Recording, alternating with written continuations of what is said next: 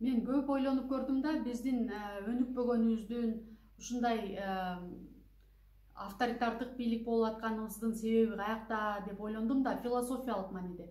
Анан ойлонуп көрсөм, бизде кландык башкаруу деле эмес, байланыштар бизди алдыга жүргөндөн жол бербейт экен. Өзүбүздүн бутубузга өзүбүз чалынып, өзүбүздүн тузагыбызда экенбиз. Анткени, мисалы биз адилеттүү болсун дейбиз. Мында асманда бир абстрактуу мааниде бир жакшы болсун дейбиз да. Дагы бирөө, мисалы бийликти жамандайбыз, же болбосо кайсыл бирөөлөр туугандарын жумушка коюп алды дейбиз.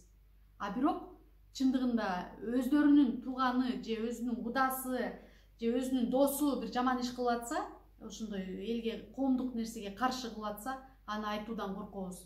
Анткени мамилени бузуп алгандан коркобуз. Биз мамилени эң жогорку нерсе менен алмаштырып алганбыз да.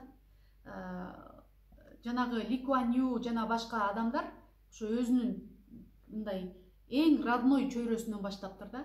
Алар өзүнүн родной күйөөсүнө же аялына же карындашына туура эмес нерсени бетке айта алган да. Кыргыздарда, чыныгы кыргыздарда ичинде рух да бар. Бетке айтуу дегенчи көчмөндүн өзөгүндө бар. Ошол нерсени азыркы учурда биз 21-кылымда биз отурукташып, жанагы рухту жоготуп, айта албай калып атабыз. Кой, аны менен мамилем бузулуп калбасын.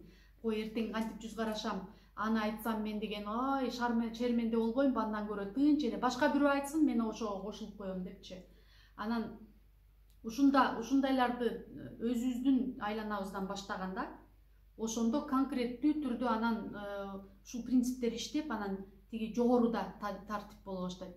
Ал эми өзүбүз акырын кой айтпай эле коеюн, менин тууганым же кудам же коллегам деп кой деп айткан үчүн биз мамилени жогоркуга коюп, чындыкты экинчи орунга, үчүнчү орунга коюп койгон үчүн жүрөбүз. Экинчи нерсе айтып кетким келет.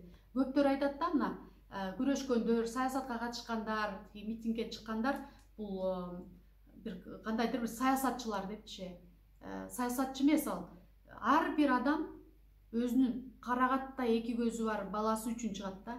Анткени ошол балам эртең мен өлгөндөн кийин ошол адам кандай жашоодо жашайт, ал мисалы адилетсиз болуп калса кандай, сотко кайрылса кандай болот деген ойдо да. Анткени менин кызым бар. Кызым ушул өлкөдө мен өлгөндөн кийин ошо жашап, бала чакасын улантып кетиш үчүн мен бүгүн күрөшөм да. Анткени кийин балам, кызым сурайт да, сен ошону өзгөртүш үчүн күрөшүп көрдүң беле деп. Мен ошон үчүн ар бир кээ бир митингдерге катышканда мен мындай ички жанагы милдет үчүн барам да, моралдык милдет үчүн. Анткени мен алар менен жеке тааныш же дос чоро эмесмин. Мен кызым үчүн, өзүм үчүн барам. Ошон үчүн ар бир жаран ушундай позиция менен жүрүш керек. Өзүнүн баласы үчүн, чырактай көзүн жалдыратып турган баласынын келечеги үчүн күрөшөт да. Асмандагы кыргыз мамлекети тиги патриоттук сезимдерден андан да жогору өзүбүздүн ичибизден чыккан балабыз үчүн чыгабыз да. Ошондо, ошол күрөшкө бааны төлөгөндө анан биз бул жашоодо татыктуу жашаган болобуз.